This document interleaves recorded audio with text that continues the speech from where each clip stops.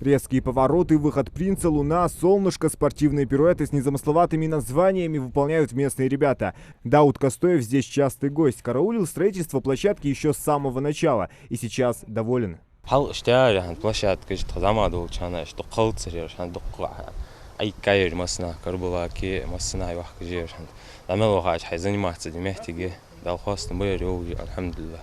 Когда есть желание, но нет условий для занятия спортом, приходится сложно, говорит еще один спортсмен Ислам Боков. Платные абонементы в зал покупать теперь не нужно, а заниматься можно хоть до утра.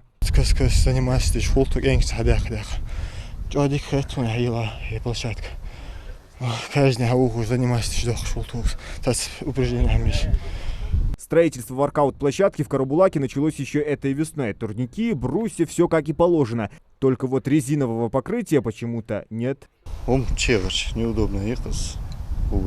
А так,